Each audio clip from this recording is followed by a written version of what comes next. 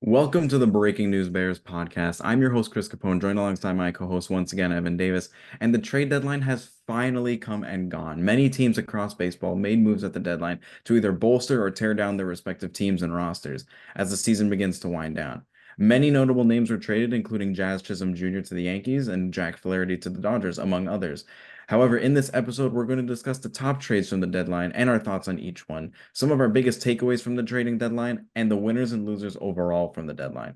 Evan, I'll ask you, what's the deadline move that felt the most under the radar to you among our top trades? Yeah, when you look at the top trades, I feel like the Cubs getting Isak Paredes and then the Rays getting Christopher Morel. And we talked about, or not talked about, but there's always been discussion are the Cubs going to be sellers or not? And the Rays, they've always been coveting Christopher Morel. Like when the Rays were looking to trade Glass now, the Cubs were one of the teams and the Rays wanted Morel in that package. And just because you had this identity of selling like the Cubs did, doesn't mean that you can't reinforce your lineup and your youth. And Morel was a guy that the Cubs have been trying to get rid of for a little bit of time. The Rays are a team that's coveted him. And now, at the time of this recording, Morel, 2 home runs in 2 games with the Rays. And Paredes still under team control for the next couple of seasons, a very young, talented third baseman. And you look at Paredes, Horner, Swanson. I mean, that is a and Michael Bush at first. You have a really, really solid infield that's young. Yeah, Christopher Morel is one of those guys where, he's been really poor defensively, and that's one of the things that's really hurt him. He's always Mhm. been a power threat. He had 26 home runs last year, 821 OPS, but it's really been the defense, and they've just not, the Cubs haven't known where to put him. Mhm. They've tried him in the outfield, they've tried him at third base, and he's been horrendous. Mhm. I think Christopher Morel is going to have a great career resurgence, even though he's still young. He can develop more in Tampa Bay. Right now, currently outs above average. He has a Ooh. negative 12 outs above average. He has been atrocious defensively, Yeah. but that Tampa Bay is the perfect spot for him to really get better. And as we said, he already hit a home run in his debut. He's already one of those young guys that the Rays can look to build. He's still only 25 years old. Yeah, and it's a guy that has a 308 career on base percentage. And then you look at a guy like Isak Paredes, and it was interesting because I was actually talking to some of my buddies about it, and I was like, why would they trade Isak Paredes? And then you look at his batting numbers, and he was incredible last year, 250 batting average, 31 homers, 98 RBIs, but this year it's kind of dipped. The on base is still the same, batting average hovering, but you look at the OPS dip of 840 to now 784, and his percentile rankings in batting are just atrocious. He doesn't strike out a ton and he does walk a ton, which is good. But you just look at his barrel, his chase, a lot of it is just it's signaling regression. And maybe the Cubs are able to fix that. We've seen the way they've been able to develop young talent like a Nico Horner, the resurgence of Cody Bellinger. So I feel like this is two project pieces that each team thinks that they can improve on. But I just think in a deadline where you were expecting contenders to be after a guy like Paredes or even to a certain extent Morel, just interesting to see that trade. I definitely think that's under the radar that both teams are hoping work out. Yeah. Uh, Paredes is one of those guys where I didn't really think he would get moved to a team like the Cubs because, as we previously mentioned, they were supposed to be selling, but they were making this deal knowing that Paredes has a lot of years of control still left, and And it's they just could a flip him. yeah, they could always flip him just like they did with Morel. They could always flip him later. It's Mhm. just a mix and match because obviously Morel defensively was not going to be playing. Exactly. Um, the next trade I want to talk about, one that was also kind of under the radar, also involving the Rays, is where the Orioles get Zach Eflin. Mhm. Um, I thought this was a really solid trade for the Orioles. They needed another back end starter, and Zach Eflin, he hasn't as been as good as he was last year. He's still an incredibly solid pitcher that can pitch multiple innings, can really play long, can really start have a long starts for the Orioles now. And it's just one of those guys where after his first game with the Orioles, said how much different it is having the crowd actually in the atmosphere of the ballpark. Mhm. Uh, it's just one of those guys where he played in Philly majority almost his entire career up until last year, Mhm. and funnily enough, he had the best year of his career last year with Tampa, but still. Zach Eflin, one of those guys, really solid addition for the Orioles pitching staff. Yeah, and the Orioles didn't really have to give up a lot when you look at it. I mean, the main piece going in that deal was Mac Horvath, who was ranked 10th coming into the season on the Orioles prospect pool. But this is a 23-year-old in high A that is really struggling right now. And if you're the Orioles, you don't have time to wait for a 23-year-old with a 740 OPS in single A. I'm sorry, single A, high A. He's playing A ball and he's Yeah, 23. It's not working out. And people will use MLB.com to like look at prospect rankings. I wouldn't really focus that much on it. If you just go to their stats and you just see how he's doing, it's not good. And for the Orioles, yeah, obviously Eflin is a low end starter. He's a below average starter. If you look at his numbers, he's a guy that doesn't strike out a ton, but he's also a guy that hardly walks. I mean, he has a walk rate that's like in the 3% area. yeah, If you look at it, I think the pitcher going back in the deal, Jackson Baumeister, 70 innings, 91 punch outs, 22 years old in high a 3.06 ERA. That might be the bigger piece in that deal, but he was ranked lower in the prospect pool. I think he would just have more potential going forward. And the Orioles get what they wanted. They knew they needed to acquire a couple starters. And did they pay maybe a little more? Yeah, but it's because they're competing with the Yankees. yeah. We could also talk about another trade involving the Orioles where I think they overpaid too much. Uh, Oh, the Orioles traded for Trevor Rogers and gave up Connor Norby and Kyle Stowers, both of them among their top prospects. And I couldn't believe that they traded both Stowers and Norby. I believe when it first got initially released that Red Rogers was getting traded to the Orioles, they just said Kyle Stowers, and then it was also including Connor Norby, and that was where it was like they really traded two of their like top high end prospects. And I know the Orioles have an entire farm full of white guys with mullets, uh, but it just seems like they did too much. Oh yeah. I mean, this was just I couldn't believe it. Like if that was the going rate for Rodgers, I would have just asked the Dodgers to trade like Bobby Miller or Gavin Stone. Like I'll absolutely take Connor Norby and Kyle Stowers. I mean, I really just don't get what the Orioles were doing with that trade. Rodgers, yeah, like he's under team control for the next 2 years. But this is again another below average starting pitcher that shouldn't be warranting that type of return. Connor Norby was the number 5 prospect in the Orioles system, and rightfully so. You look at his minor league stats this year: a 297 batting average, a 908 OPS, 16 homers, 57 ribbies. Obviously the offense wasn't there to start his MLB career, but he's just starting. He's only 24 years old. Like, not everyone could be a Juan Soto that's winning a World Series at age 20. Like, that's unrealistic. And then you get a guy like Kyle Stowers, who's 26 years old, another outfielder. Like, I don't get it. Like, and he's also mashing, and he was doing pretty well in the MLB too, a 275 batting average through 40 plate appearances.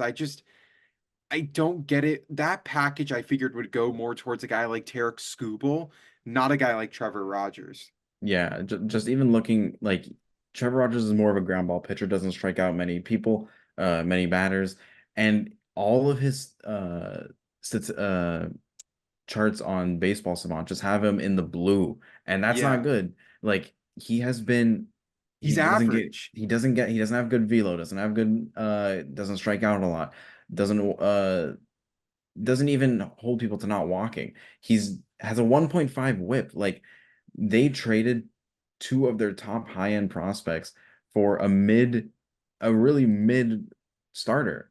I know he has the 2 extra years of team control, but you also had Stowers and Norby on your team for probably the next 6 years. It just Yeah. doesn't make any sense. Yeah, I mean, you look at Rodgers through his 5 seasons in the major leagues, a career whip at 139, 406 strikeouts and 391 innings. Like, he's not all that great. And yeah, he's a lefty. And yeah, Kyle Bradish is going to be out until next year's All-Star break. So you kind of just need someone. And the Orioles are infamously known for not paying pitchers. Like, apparently, like Ken Rosenthal was reporting, or I think he accidentally dropped a bombshell that Corbin Burns has no intent to re-sign in Baltimore. And that could also just be due to the fact that the Orioles, under new ownership, are just still not willing to spend. And I mean, for a guy like Trevor Rogers, woof. I mean, only an 18% strikeout rate. That is atrocious. Yeah. And it's not worth your fifth and like it's just not worth your fifth best prospect, even a straight up 1-for-1.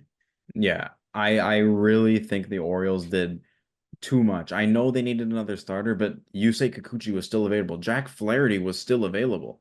And Yeah. this is the direction they went in. And I just don't see the reasoning for this. Mhm. Speaking of Jack Flaherty, your Dodgers made a move for Jack Flaherty. Oh, I just want to get your thoughts more like how you're feeling about this deal. I know the news initially broke, you were originally streaming about Kevin Kiermaier, but well, my phone wasn't updated, so classic Andrew Friedman waiting until the last second. I get this report like, oh, the Dodgers got Kevin Kiermaier for Ryan Yarbrough, and I was like, oh, that's amazing because we know how much Andy Pajes has been struggling out in center. Kevin Kiermaier is statistically probably a top five defensive center fielder of of all all time, time. yeah, Like this is the one of the best center fielders. It is the best center fielder in the modern era, just in terms of defense.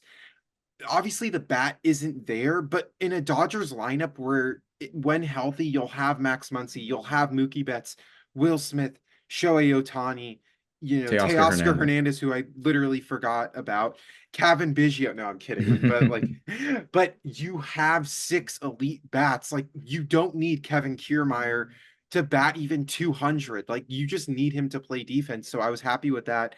Back to Jack Flaherty. I mean, my God, credit to Andrew Friedman because there's no way that this was the best offer the Tigers got for a guy like Jack Flaherty. You look at it, Lazaro, a catcher first baseman prospect that was ranked eighth in the Dodgers system at their midseason rankings. But just given the fact that the team already has Dalton rushing, they're still trying to figure out Diego Cartaya. Obviously, Will Smith inked a 10-year deal before the season started. There's no need for a guy like Lozano in your system.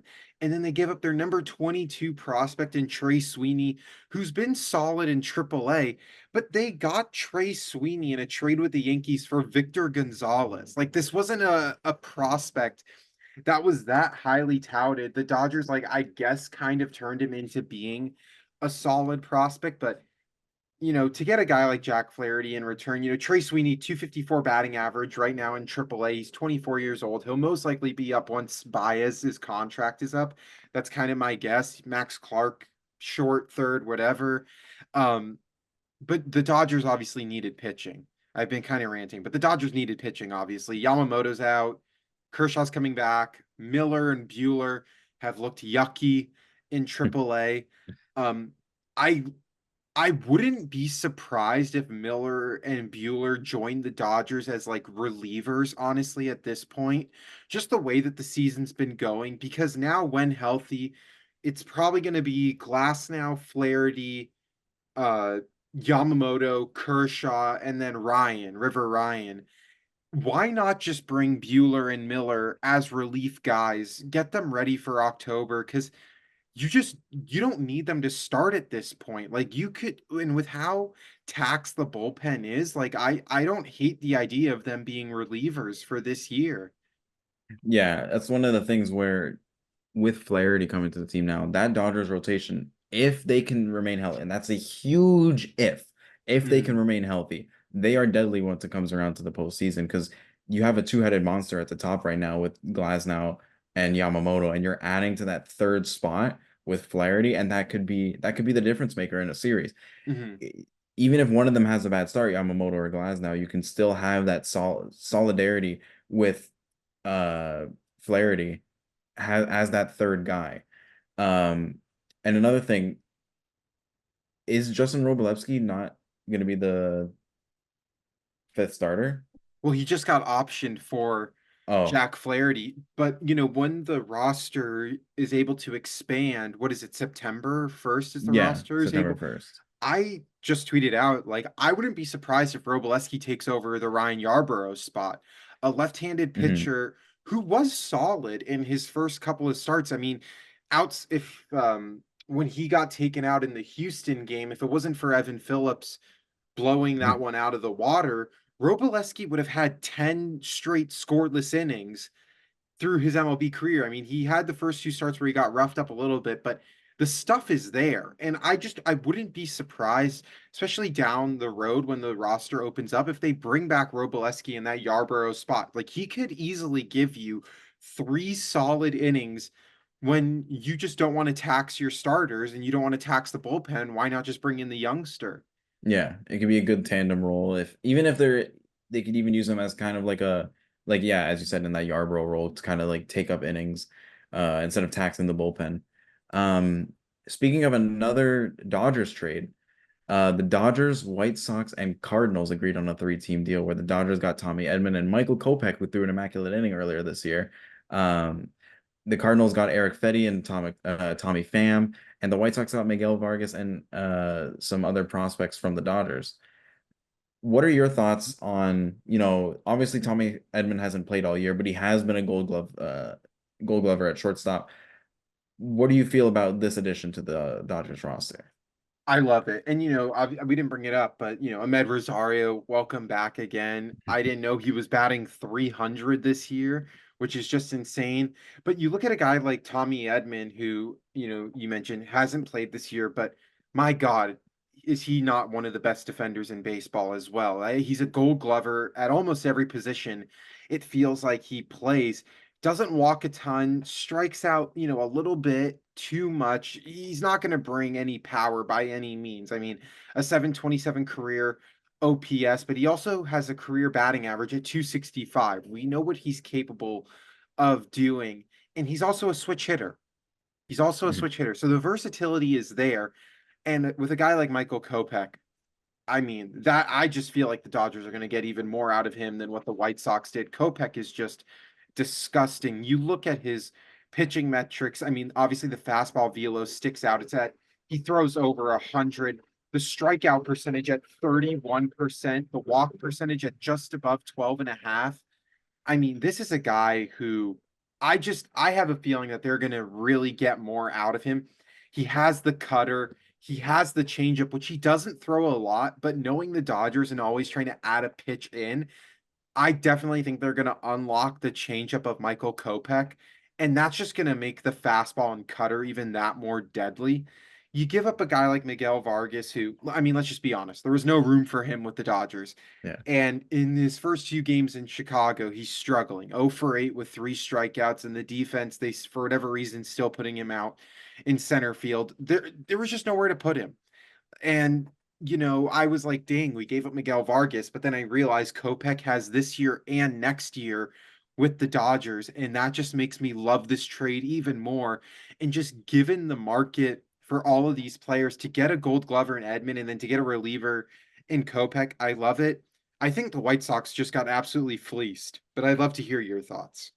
Yeah, I think we can go over it later about the White Sox as a whole, but I think, you know, Michael Kopech is one of those guys. He obviously he threw that immaculate inning earlier this year that I alluded to, but he's one of those guys where he throws heat, and he's also one of those guys. He's pitched like he's been a starter for the White Sox before, Hmm. and he can pitch. He can also be one of those guys, take up mop up innings that we discussed earlier with Robleski later in the year. But Hmm. Kopech can also be one of those guys where if it's a 6 run game late, just throw in Michael Kopech for like 2 or 3 innings, and he's one Yeah. of those guys still that he can even come up in big situations. He throws heat and he misses the bat.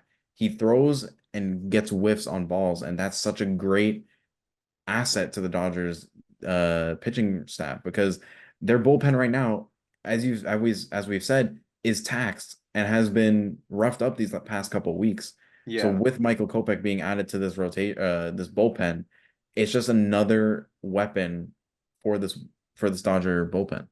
Yeah, and then you even look at what the Cardinals got with Fetty and Pham. Like I don't know, everyone was saying like the Cardinals absolutely won this deal by a long shot, but I'm just like not that crazy about Eric Fetty. You look at his baseball savant page, it's nothing really crazy. Like a strikeout percentage at only 21%.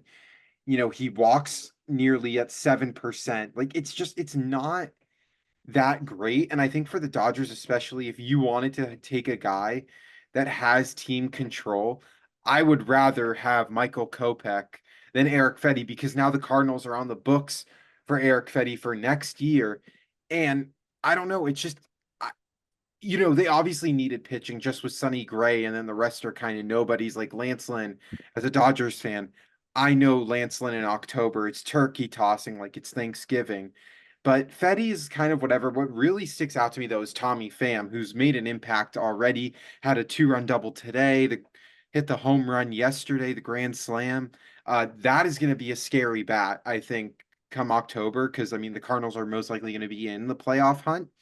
But I just think for the White Sox to lose those three guys and only come away with three, four sure prospects, and then I think they can decide between a player or cash from both the Cardinals and the Dodgers, but like to not have it set up like that, I don't know. I just feel like the White Sox really swung and missed, especially given how aggressive the market was for pitching.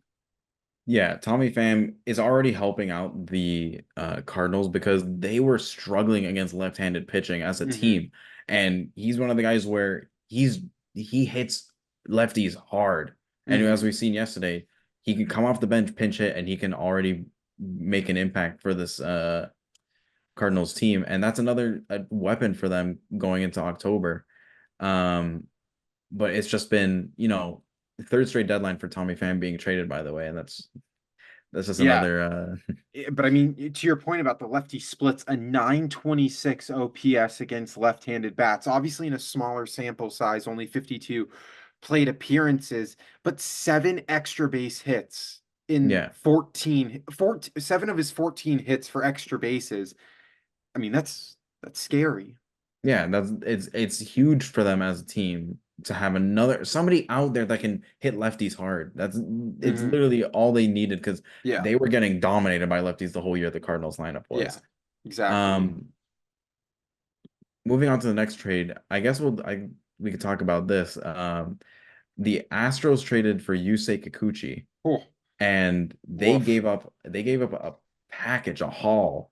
And I didn't even think, Kikuchi had been struggling since basically the end of May. I didn't think there was no chance we would get the Jays would get any, notable prospects for him. I thought we were gonna get like some, bottom of the not bottom of the barrel, but like some mid, 2015 range prospects. Yeah, I did not think we were gonna get Jake Bloss, who originally listed number 9 in MLB, was slated to be the number 2 prospect for the Astros midseason, and is currently now the Jays' number 3 prospect, yeah. plus Joey Loperfido and Will Wagner. I did not think that the Jays would get that much for Yusei Kikuchi, and it shows how desperate the Astros are for starting pitching right now. Obviously, they have the injuries to Verlander, and they've been starting rookies basically the whole year. Jake Bloss had got some previous spot starts. Spencer Arrighetti. They've had a lot of pitchers get hurt. Christian Yeah. Javier obviously got hurt. Um, and Luis Urquidy, or Jose Urquidy Hmm. never has come back yet. Well, they're both Uh, done. They're yeah, both out. and it's just been a graveyard for pitching in Houston so far. And it makes sense the desperation to get the trade done, but I didn't think it would cost that much to get a deal done. Yeah, I don't think anybody did. And I really hope he doesn't see this because I don't want it to affect my media career. But Dana Brown, the Astros general manager, ever since he took over as the manager, has just been god awful. And I get it that like he's just getting into the thick of things, and you know, it's it's going to take some time for him to get adjusted, but some of these trades that he's made have just been atrocious. And you look at this one with Yusei Kikuchi, and then you compare it to what the Dodgers gave up for Jack Flaherty. And I jokingly said the Blue Jays probably thought that was a prank call that was coming from Dana Brown, just being like, yeah, this is what we're going to offer for Kikuchi. And I'm sure Ross Atkins was like, wait, is this actually the Astros? because you can make an argument, and this could be a stretch, but you can make an argument as of right now that Jake Bloss is a better pitcher than Yusei Kikuchi. You look at Kikuchi over his last handful of starts, he has not been worthy of trading your number two prospect. It just, the numbers do not equate to trading a number two prospect. And then on top of that, Joey Loperfido, who is a very young player showing promise, especially in the outfield. And with the Blue Jays, you have Varsho, you have a solid outfield right now. Loperfido could be really, really good. And Kikuchi, as I mentioned, last 15 games, a 5.8 ERA, and he's 88 hits allowed in 76 innings pitched, a 1.43 whip. His last 7 games, 0-3 with a 1.54 whip and a 7.34 ERA. I, I get the Astros are desperate, but even when you look at what they gave up for Verlander, Dana Brown, I mean, he's got to look out because there's a chance that he might lose his job very quickly. Yeah, I was just thinking because James Click is in the Toronto front office. He must have pictures or something on his phone. He's got to Something. have something. There's no way that It, they were able to make this good of a deal off of an expiring contract. Kikuchi is a free yeah, agent that's at the the end of this thing. It's year. like he's not like there's no guarantee he resigns. Yeah. He's talked more about wanting to re-sign with Toronto since being dealt. And that's what's scary. You traded your three of your prospects within your top, what, 13? Will Yeah, Wagner was 13th. You traded three of your top 13 prospects and basically for, an MLB ready bat in yeah, Loperfido. for a free agent in 3 months. That is an insane overpay. And I really can't believe the Jays made out like bandits with that. Yeah, Um, and even like look, the whole Justin Verlander trade with the Astros, like yeah, Verlander was under uh contract, with the Mets, and then like he came back to Houston. But you look at that deal, Drew Gilbert and Ryan Clifford, who were their number 1 and 4 prospects for the Astros, and that's what it took. And you look at the way, I mean, Drew Gilbert has been struggling in AAA, don't get me wrong, only a 186 batting average in 59 at bats, but he's 23 years old. Like let's breathe for a little bit here. But even a guy like Ryan Clifford, who's also going to be really solid, it's just I don't get it. And I know the Mets weren't hoping to trade Verlander last deadline, but when you're telling me I get your number 1 and number 4 prospect in return, I mean, my lord. And we're going to talk about another team who has been trading all of their prospects. oh, yeah. The San Diego Padres made a deal for the uh left-handed closer Tanner Scott and right-handed pitcher Brian Hoeing. And they traded another haul of prospects. Also including, I'm just going to bring this one up, what they had already traded for Jason Adam for the Tampa Bay Rays. Yeah. This isn't it. They are really fortifying that bullpen, but it was already a really solid bullpen. It's something really, the Padres are really making a push and to go for that division title right now.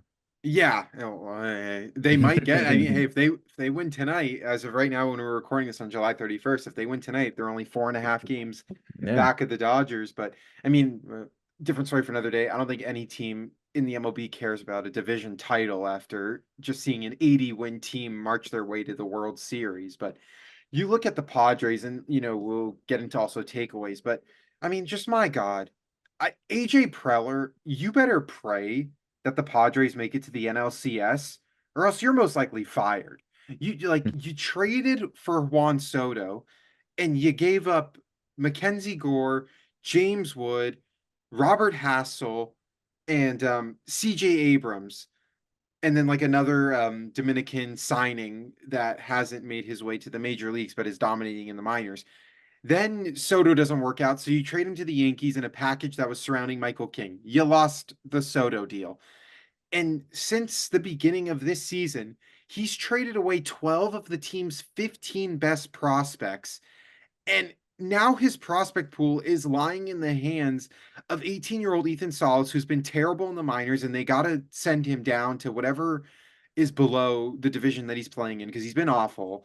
And then their international signing in Leotis Dave Rice. Like, if they don't work out, the Padres are going to have the worst farm system in all of Major League Baseball. It is going to be atrocious. And I just look, Tanner Scott, great, but that's a rental. Like, Yeah. are they going to re-sign Tanner Scott? And if they do, you just saw what Josh Hader got. And let's be honest, the Hader contract has not worked out for the Astros as of right now. What is the market for Tanner Scott? With all the money that the Padres are going to have to spend in the future, is it worth paying a reliever that much when you know that it's really not? And I don't know. I don't know. I'll get your thoughts on it, but AJ Preller better pray that the Padres make it to the NLCS or he's going to be on LinkedIn looking for a new job. Yeah, that's one of the things. The Padres love trading prospects. AJ Preller thinks you're not in the majors right now and you're not below 20, you're gone. Yeah. If I can make my team better right now, you're gone. And it's one of those things where it's a really risky game plan. Like we'll see if it works out for him. I don't know, but uh I like Robbie it's Snelling was the 2023 minor league pitcher of the year. It hasn't worked out this year, but I mean, for God's sakes, he's like 22 years old. Like, did you expect him to be Mariano Rivera overnight, or did you expect him to be a Corbin Burns overnight? Like, if there's one team that doesn't know how to identify pitching in their prospect pool, it's the Padres. And I say that after River Ryan, also, who was traded from the Padres to the Dodgers for Matt Beatty, put up 8 strikeouts and 1 earned run against the Astros, and through his first 2 starts has given up 1 earned run that came off a 2-run homer given up by Alex Vesia. So he hasn't yeah. even really like he inherited the run, but I don't get it for Tanner Scott, who has been phenomenal. Don't get me wrong, but to give up your number 2 in Snelling, your number 4 in Adam Mazur, who has already been in the major leagues, Graham Pauley, Jay Bashirs, and then also Homer Bush. It's just they have no prospects left. They really don't. And that's not a good thing with an ownership that like is spending, but they've already spent so much money. Do they want to get to that third apron? Yeah, it's oh, like I said, a really bold move. I don't know if it's gonna work out, but obviously it's all up to, how Chance at this. they're yeah, it's all up to chance because you Darvish still hasn't come back. He's still on the Yeah, prayers to him with yeah, whatever is going he's on he's because been he's been on the restricted list for a while. Um, but Musgrove. yeah, Musgrove's hurt. They have a lot of injuries already, but it's still like obviously Tatis is still on the 10-day IL. And I don't know, it's a very bold move. And I don't know if it's gonna end up working for them. They already had a pretty solid bullpen. You had Robert Suarez, Jeremiah Estrada. Estrada, Yuki Matsui, you still had Adrian Morjan. Uh you had a really solid bullpen already. It's it's it, It's it's yeah. it's also just like they're not going to pitch every day. Hmm. Like that's the thing is like when you give up these top prospects, you need an everyday player in return. And that's just not happening. You look at if we want to go back to the Dodgers and Nationals trade involving Keibert Ruiz and Josiah Gray. Yeah, you traded your number 1 prospect and your number 3 prospect in the organization at that time, but you got back Trey Turner, who was the And Max everyday player, Scherzer. and Max Scherzer. But like I'm mainly focusing on Trey Turner, who you got also for a year and a half. Yeah. Like it's just asset management. And if there's anyone that's the worst at it, it's AJ Preller at the top, and then like it's a few staircases below Dana until you Brown. get to the next guy at Dana Brown. But like even like it's just AJ Preller. 12 of your 15 best prospects have been traded, and the Padres are a mid team. Like, I mean, obviously they're heating up right now, but they're still only like 6 or 7 games above 500. Yeah. It's they obviously had that big I think it was an 8-game winning streak and they had Dylan Cease's no 7. Yeah, hitter. yeah, yeah, yeah, yeah. Yeah. But I still don't know about making this much of a, depleting your farm and not even really, you're not solidified in a postseason spot right now. Like not in a comfortable lead right now. You're only what? how many games above for the one of the wild card spots? So There's so many teams in yeah, like the National League right now. as of right now that we're recording this on July 31st, they hold a half game lead on the Arizona Diamondbacks, and then they're also only a half game back of the Atlanta Braves for the number one wild card spot. But if you look at the wild card as a whole, they're only a game and a half ahead of the Pittsburgh Pirates. Like, there's no guarantee. And I mean, the Padres do have the second easiest schedule down the stretch, which honestly just terrifies me because it just means that there's no easy breaks, but it doesn't mean that they're going to win every game. And it's just like they're not the Phillies or the Dodgers who basically have a spot locked in October. Yeah, it's one of those things where they're really going for it right now, but I Mm, don't know if this is the year to really do that and really, think I obviously you want to believe in your team and you think your team can win any matchup, but I don't know if this is the year to really like in such a competitive NL where you could have a 3 game losing streak and be out of the wild card race. hmm.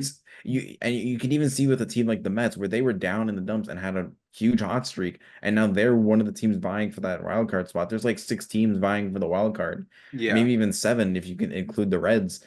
It's an insane race right now. And I just don't know if this is the year to really do that. I mean, it's all, I guess, everyone's looking at the Diamondbacks and the Rangers who were 90 win and sub 90 win teams. And I don't know. It's just, but to your point, like, although the Padres have an easy schedule the rest of the way, it doesn't mean they're going to win every single game. Yeah, And baseball is not like that. yeah, baseball, fortunately and unfortunately, is just a game of, what happens, happens. And it's with just how competitive the NL wildcard is, I guess they figured we need this in order to separate ourselves from the pack. But, you know, who knows when Tatis comes back? And then let's say, Xander Bogaerts goes down with injury or Manny Machado, something happens with him. Then it's just like now you have 12 of your 15 best prospects gone and nothing to show. Yeah. It really, really bold move by AJ Preller. One of the last There's 2 last moves I want to talk about. The Mariners got Randy Arozarena, Hmm. and that was a really solid trade for them. They needed bats, and obviously they added more. They got Justin Turner a couple Hmm. days later, and they added to their bullpen too with Jimmy Garcia.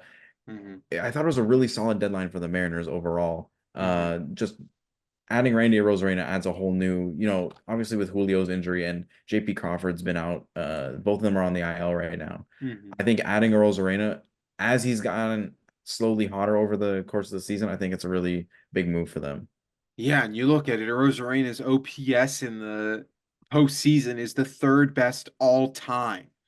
All time. We Yeah, know what this guy is like in October, and with such a lethal rotation to back him. I mean, this Mariners team can be so sneaky because come October, like you telling me, I got to face Logan Gilbert, Luis Castillo, and George then Kirby. George Kirby, and then in the back end, if that doesn't work out, I can also face Bryce Miller and Brian Wu, Yeah, who would be a 2 and 3 or even a 1 on some teams. It's just they have so much at their disposal, and then you can't even forget Andres Munoz in the back end now paired up with Yimi Garcia. I mean, this team low key can get better. And Justin Turner, as a lifelong Dodger fan, we know what he's like in October. The Mariners are thinking October. yeah. They're really bolstering up, thinking they can make a deep move and or a deep run. And obviously, with Julio being hurt, with JP Crawford being hurt, that obviously hurts them right now in the current. But if they can tread water up until, October rolls around, they Mhm. can definitely be in the fight or definitely be in the race. Absolutely. And the last move I want to talk about, the Yankees trading for Jazz Chisholm. And obviously Mhm. we've seen how good he's been the first couple of games for him, Yeah. for the Yankees, hitting 3 home runs in 2 days. Um, Obviously the Yankees, I think they made the biggest move this deadline, getting Jazz Chisholm. Obviously, it's an all-star. It's somebody Oh, big. the disrespect for Flaherty. I think Jazz Chisholm is, the biggest name that was traded. I mean, he was an MLB The Show athlete. He's the second best MLB The Show athlete in the AL East now. But Yeah.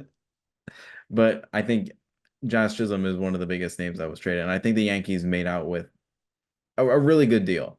4 home runs in his first 3 games. Yeah. I mean, you look at it with Jazz Chisholm. I mean, obviously starting off really hot in this series sweep of the Philadelphia Phillies, which is really hard to do, especially with the Phillies at home.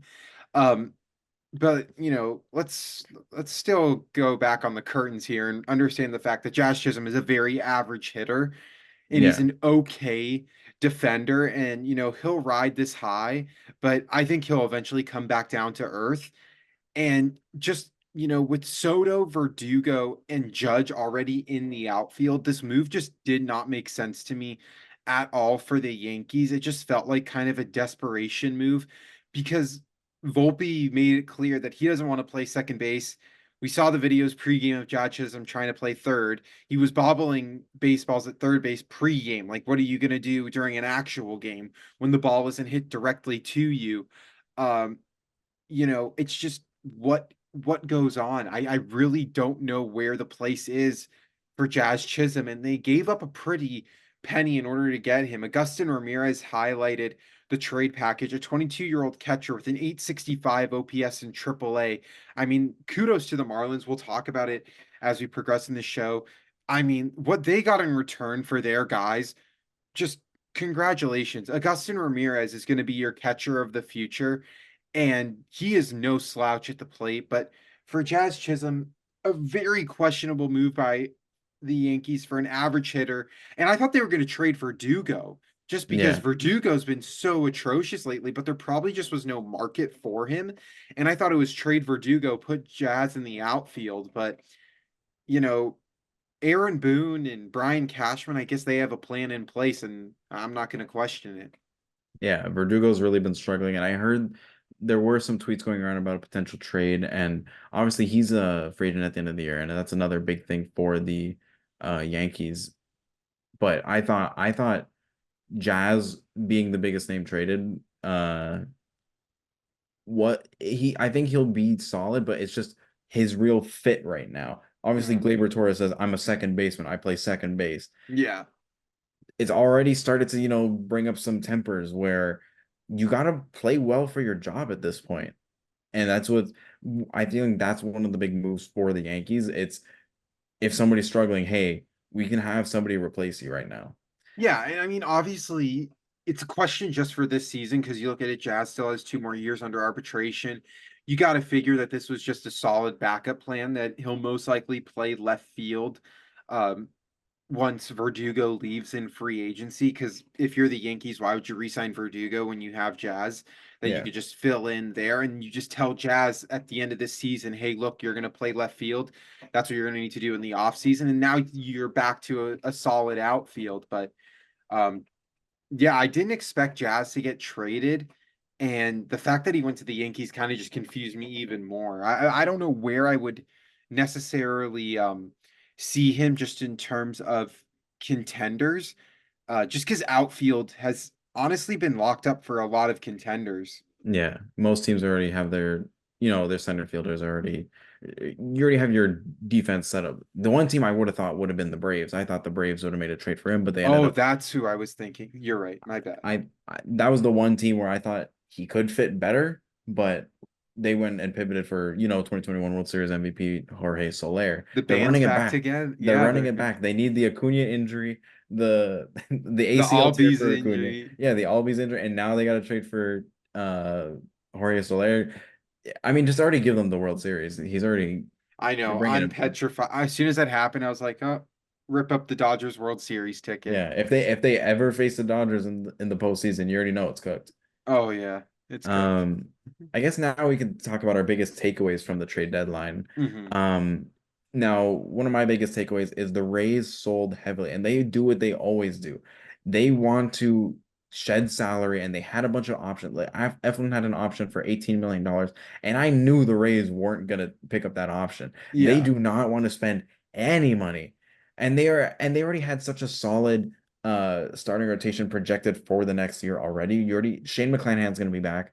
You're going to have Taj Bradley, Shane Baz, Jeffrey Springs, and Drew Rasmussen. All of them are Oh, going to be available to oh. pitch next year.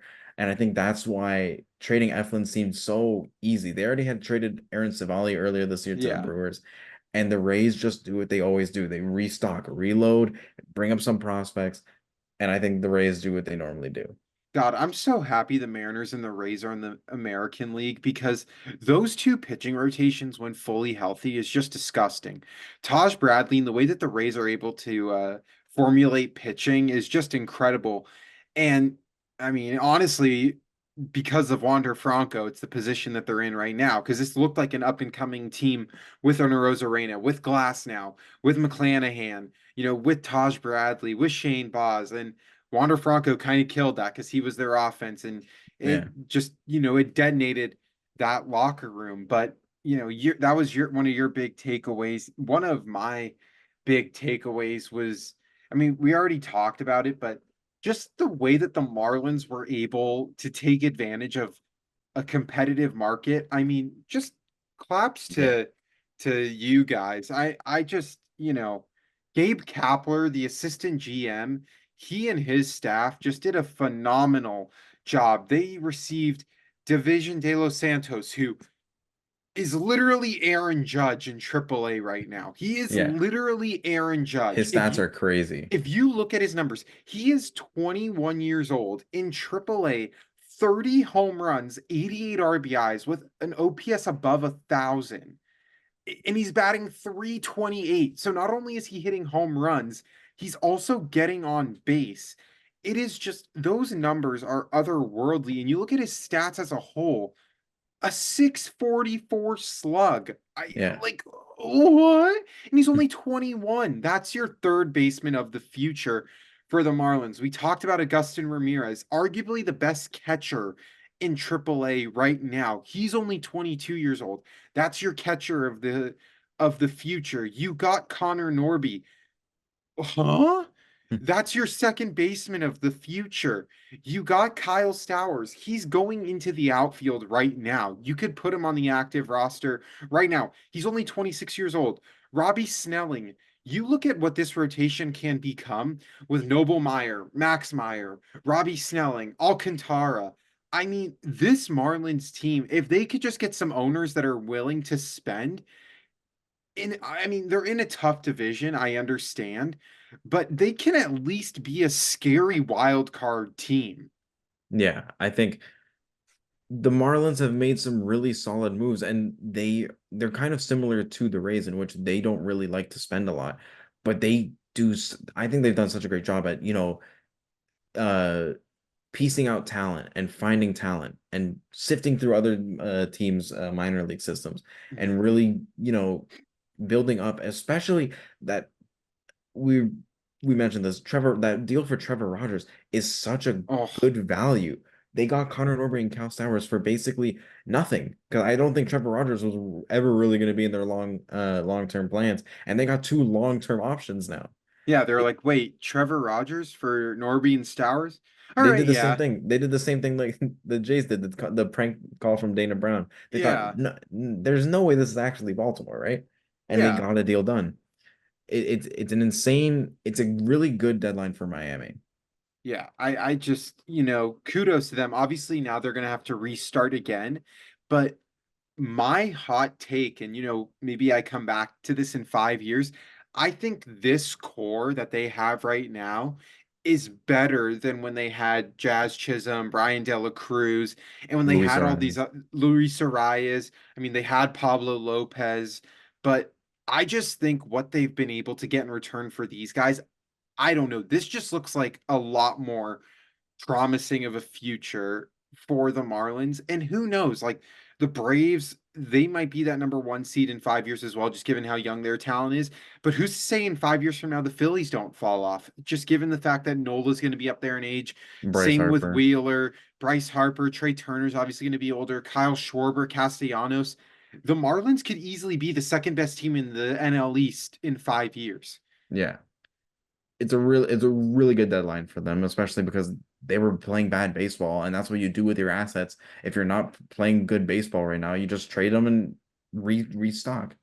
One of my other big takeaways is that the Blue Jays sold at the deadline, but not as massive as people might have thought they would.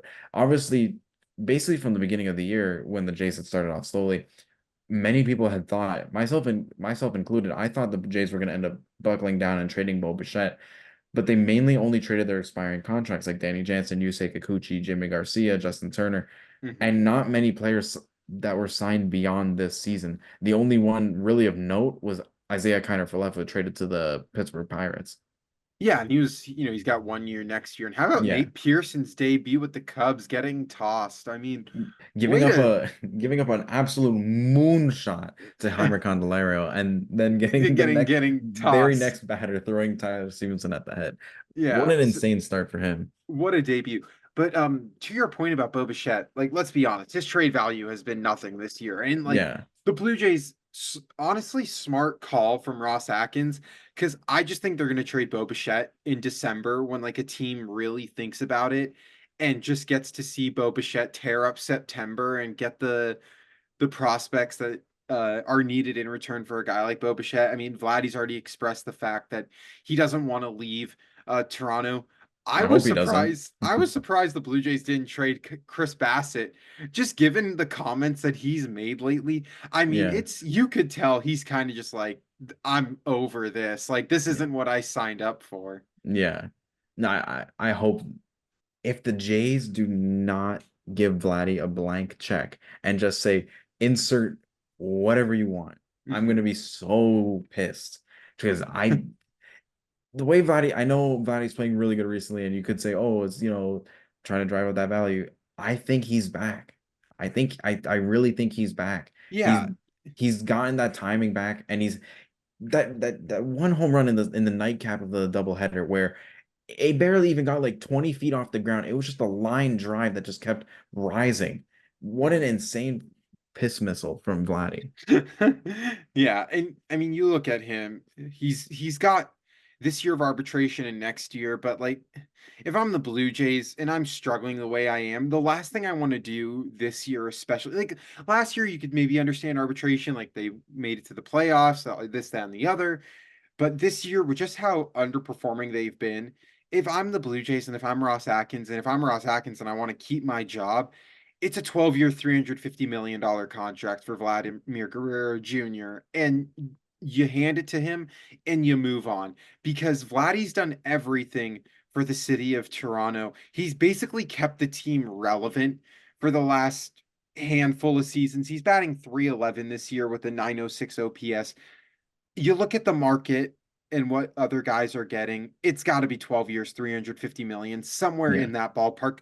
Lock him up for the rest of his career. That contract, if you get him at that price, would take him until his age 37 season. And then, yeah. you know what, maybe a 1 year deal after that, but you got to at least lock him up. And he can play DH too. Like Yeah. it's not like he's in the National League where it's like, well, we kind of don't want to be putting him at first base in his late 30s. No, he can Well, play we have DH. DH now. Yeah, I know, but back then it's not like one of those Oh, older oh, contracts. yeah. It's he's an just play DH once he gets too old to really play first base effectively. It's just Mhm, one of those seamless fits where he should spend the rest of his career here, mhm. but obviously it's Yeah. not always possible. Yeah, and the Blue Jays, they damn sure better hope that happens because then you just have nothing. And, Yeah, from one takeaway to another, I mean, we talked about it, but the Orioles just they overpaid mightily to yeah, keep pace. They don't want to be in the wild card, and rightfully so. They want a bye week. They want some time to relax and chill. And I'm getting the Orioles Yankees race for first gives me vibes to the Dodgers and Giants, where both teams it came down to the final weekend, and I wouldn't be surprised to see if it comes down to the final weekend again here with these two clubs. And for Trevor Rogers to give up a guy like Connor Norby and then throw in Kyle Stowers, we already talked about it. I don't know. With the Orioles, like, yeah, you had to overpay, but why not overpay for a guy like Jack Flaherty? Or why not offer up whatever it takes to get a guy like Garrett Crochet? Because at the worst case, if you have to sign him, then you at least have an ace. yeah. It's just one of those crazy things for the Orioles. They super overpaid. It's just an insane deadline for them where they even had the bye week last year though, and they still got swept by the Rangers. It's Yeah, but that was like, yeah, inexperience. but I don't know if Trevor Rogers is the piece that now we can, now we're a World Series caliber team. Mhm. Trevor Rogers is gonna put us. No, it wasn't. I feel like you only trade your real top prospects if you're gonna get a piece that's gonna make you one of the top, unless you're AJ Preller where you trade everybody.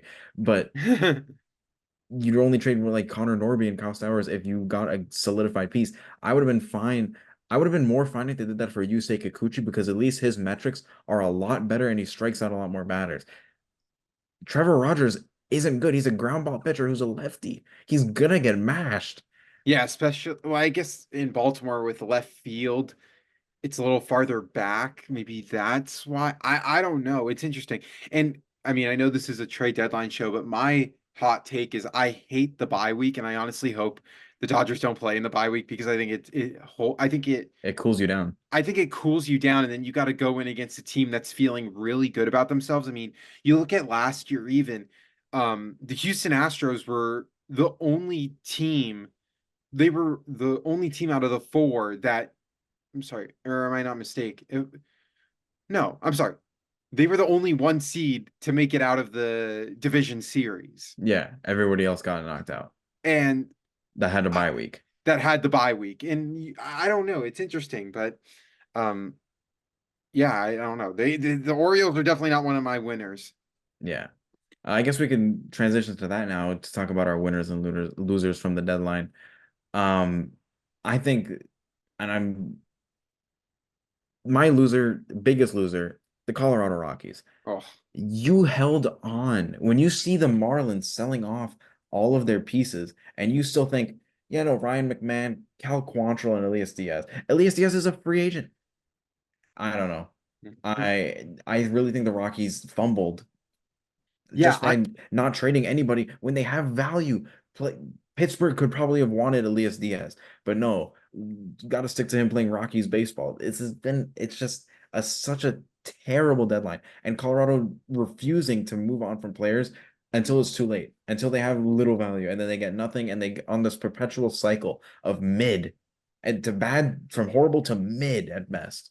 Yeah, and I mean, you look at their farm system, it is incredible, and it could have gotten a lot better. Better. Chase Dolander leading the pack in Double A.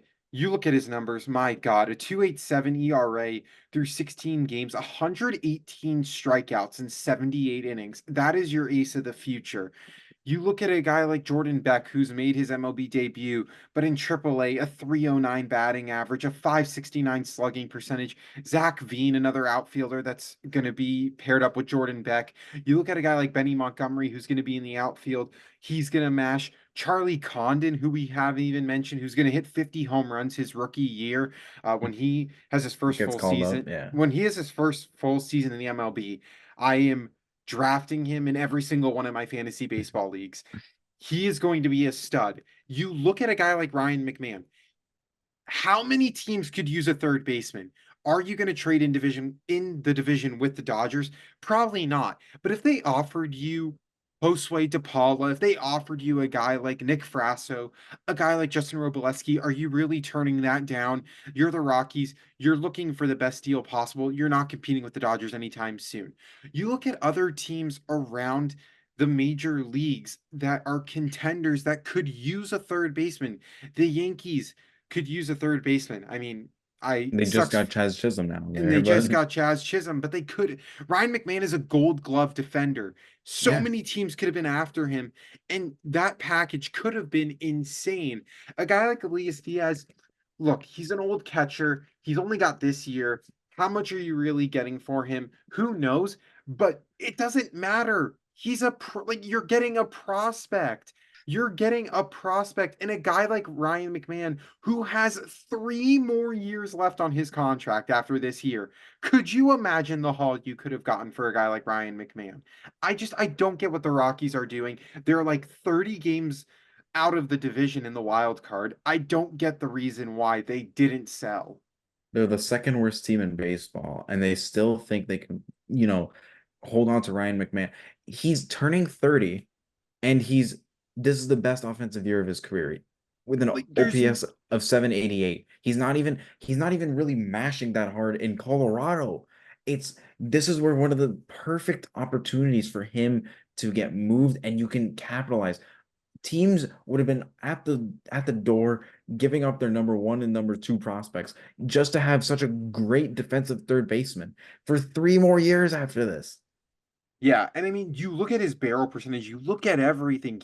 He strikes out maybe a little bit too much to a team's liking, but he walks at an insane rate, almost a 12% walk rate. I He's going to be 30. He doesn't even match the timeline of the Rockies. No, telling him he's untouchable when you're 38 and 70. How can you call anybody untouchable when you're that bad? It's baffling. I mean, a left-handed bat that plays third base. Teams would have been salivating at Yes, the idea of a left-handed bat that plays third. it's just an insane deal for Colorado just to, continue going on with and trucking. And that's what I say. They're on this perpetual motion, this perpetual hamster wheel of bad to mid. And it's just they'll never get any better. This is where you bolster up your young prospect system, go on a complete rebuild and tear everything down Mhm. and rebuild it back up. But it's Colorado. Yeah. I And that's mean, why they're Colorado. yeah, that's why they're Colorado. I guess we could talk about the Oakland A's as well. And we were talking about them going into the trade deadline. They have a lot of nice pieces. And I mean, obviously Mason Miller getting hurt right before the deadline kind of sucks, but it just felt like the Broken market pinky. wasn't there for him. And even a guy like Brent Rooker, as we mentioned, whose defense is atrocious. I don't know what the market would have been like for a guy like Brent Rooker who can hammer the ball but just can't play defense. Yeah, I really thought some team was just gonna look at him to be full-time DH. I thought maybe even Seattle, they traded for Justin Turner, who's Hmm. gonna play first base, but I think there could have been even an opportunity for full-time DH Brent Rooker just to slide in there. And I thought some other teams might have looked like obviously there was teams like the Braves are locked up at DH. The Dodgers are obviously locked up at DH. But Hmm. I thought there was a team like I don't know, I thought somebody was gonna trade for Oh, the Brent Rooker. Dodgers are locked up at DH? Yeah. I don't know. This is one guy. Uh, his name is blanking me right now. He's pretty good at DH, I Yeah, I think. can't I remember think. him. Yeah. But I think that I really think there could have been some teams that looked at Brent Rooker and thought, that's our full-time DH. I don't care. Like 26 home runs. His OPS is right now. I think is what, like fourth highest or third highest in baseball right now. Yeah, And thank you to Anthony for that Brent Rooker trade. I appreciate you. but like currently actually seventh best in baseball. But it's insane that he's just gonna stay with Oakland another year. And I know he has lots of years to control it, and that's one of the things. But he's 30. You Yeah. don't know how fast a player like him, who only recently started playing good last year, like last year was his big breakout year, Yeah. and he's 30. This isn't like some young prospect that Oakland can hold on to. And by the time they go into Vegas, he's probably not even going to be on the roster. Yeah. Like it's what I just can't believe that he's still on this team past the deadline where they could have sold and maybe not got like a huge haul, but they could have gotten some decent prospects for him. Look, I think they might have actually explored that option, but it's also just like they were probably maybe thinking, is it really worth giving up what we have? Like, is it really worth giving it up? Like, is that the nice return? And I mean, let's be honest, you need to carry something with you into Vegas. Like, although already is really nothing with the Oakland A's, you got to have something. I thought Mason Miller could be that guy. Yeah. I thought Mason Miller could be because he's still younger, but Brent Rooker is 30, and Yeah.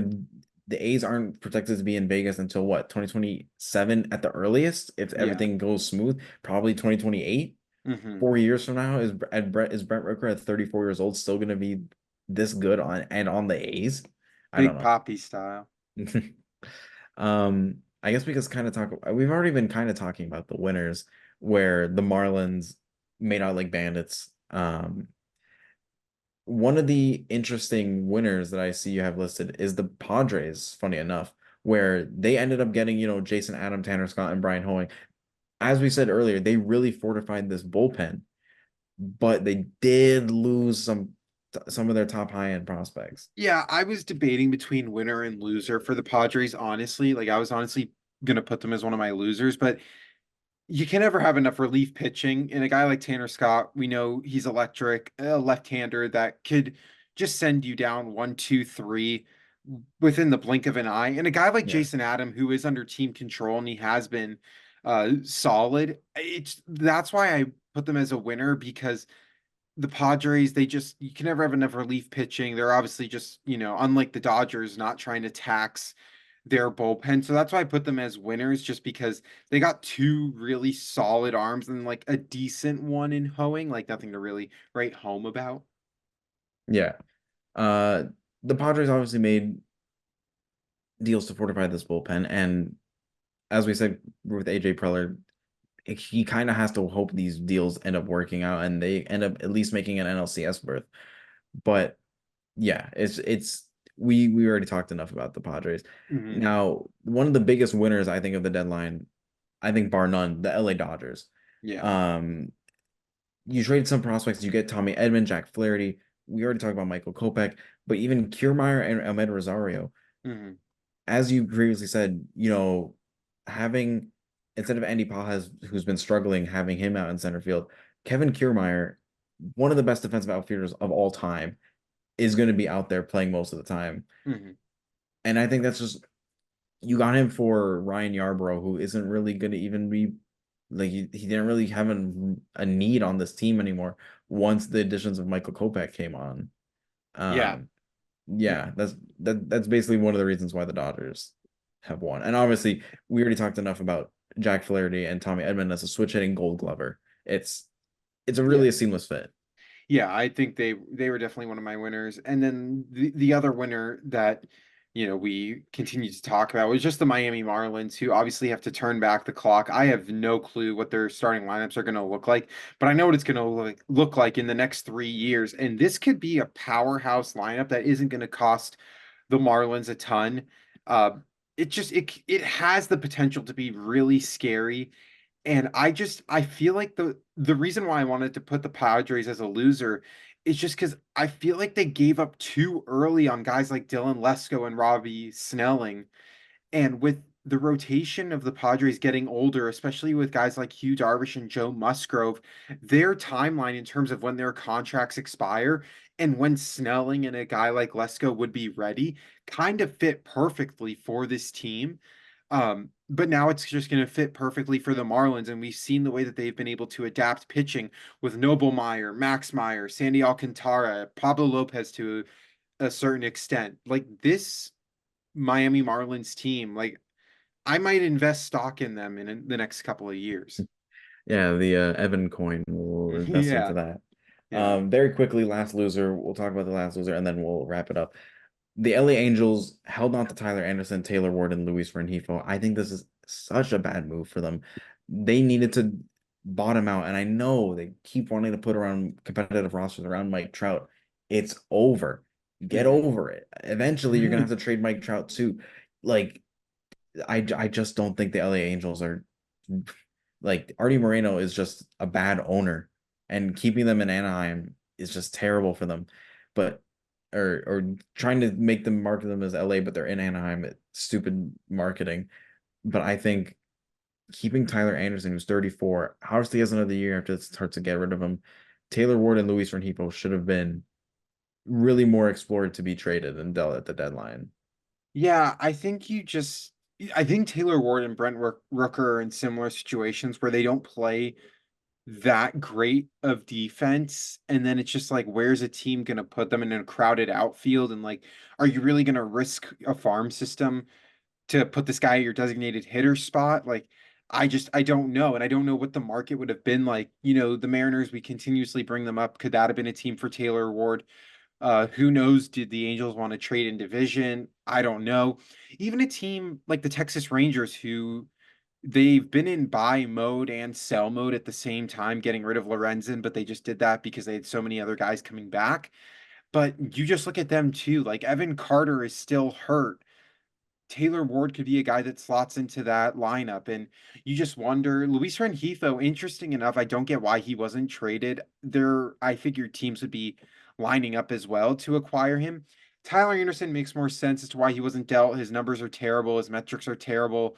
And I don't think people really wanted him on the books I don't think teams would want to have to worry about paying him next year. I think like a contending team would want a rent. If Tyler Anderson was a rental, I think it would be more expendable. But the fact that he comes with a year and a half, I just don't. I think that kind of deterred teams. Yeah. I just think they eventually just have to break it all up. Like you lose Otani, you just need to find a way just to eventually bite the bullet and trade And Mike Trout somewhere. they lost all those prospects when they were trying to keep Yeah. Otani for that playoff run. Yeah. It's they're just a bad team. um Anyways, that'll just about wrap it up for this episode of Breaking News Bears. I once again want to thank my co-host Evan Davis, and I once again want to thank you guys, the listeners. A very exciting trade deadline. Obviously, much more to happen, and as the season begins to wrap up, we're gonna head into October, and we'll start talking more about playoff pushes and stuff. But anyways, that'll just about do it for this episode. Thank you once again for listening. Have a good day.